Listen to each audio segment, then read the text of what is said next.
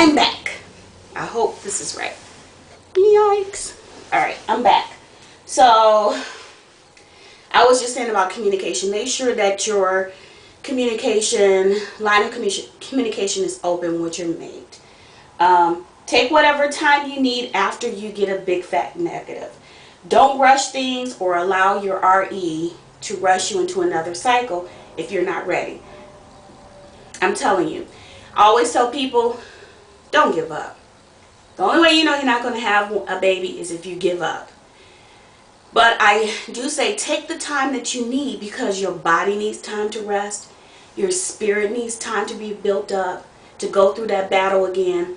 And your mind, your emotions, and just everything needs to be back at one. Especially, you need to pour that time and effort into making sure your home front is still solid.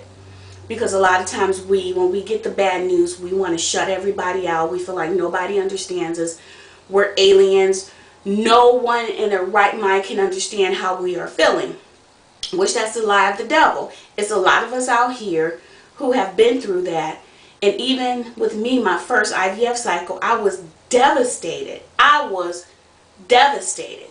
But you know what? I took that time to allow God to heal me. And to understand why, I had all these questions. Why? I didn't really ask God why. I just didn't understand. So I needed time to rebuild my relationship with God and my trust in God and my husband. And financially as well. So take the time that you need. Take however long it takes. Take that time off. Figure out how many embryos your RE transfers as a policy before moving forward with them. Also discuss with your husband about your extra embryos and what you want to do with them after you finish having children. And so what I mean by that is, you have doctors who may say, if you're under 30, we only transfer 1. Or if you're even under 35, we'll only transfer 1, maybe 2 at the most. So you want to know that and have the right expectations set before. You want to ask those questions. So you're not shocked when the time for transfer, or right up before the transfer, then he or she is singing a different tune and saying we only want to do 1, and you're figuring, well, heck, I'm paying all this money and you're going to dictate that you're only going to put 1 inside of me. Let me be a determining factor in this process as well. Start up a baby fund for maternity clothes and baby items. Yes, my girl, Lady Mosley, she was buying stuff before she even started her cycle again. And I, even earlier this year, I was buying maternity clothes because I was like, it's going to happen. So I don't want to be so overwhelmed financially that we're paying for this, paying for that. I didn't buy baby clothes, but I did buy maternity clothes, and I didn't buy a lot of baby stuff. But, be led by that. Don't just do what everybody else is doing. But do prepare financially. Instead of buying your Starbucks, take a day and put that money aside. So you'll start having that fund build up. It's all right to start preparing now. Buy gender-friendly items, stock up on good priced baby items that you will need once you get your BFP, because you will get your BFP. So you don't want to be so overwhelmed.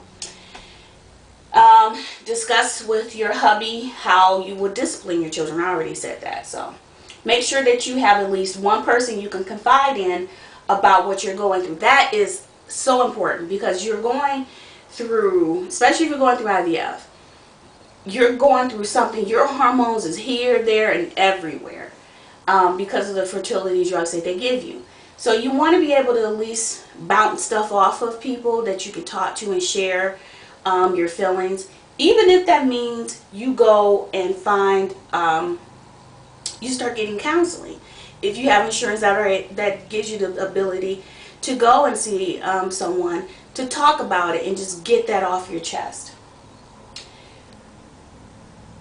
See if your RE or another clinic provide counseling if you get a big fat negative or you miscarry, or there's hospitals that if you've had a miscarriage, they're at the hospital. Most of the time they have something for women who have dealt with miscarriage, or even at your local church.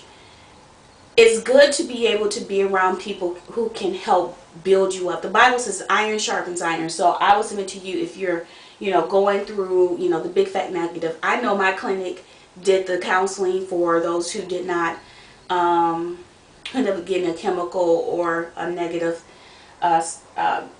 unsuccessful cycle. They had something into play. Find a local support group for women who are dealing with fertility issues. I think it's great. I think that you'll be able to have that backbone, that support system.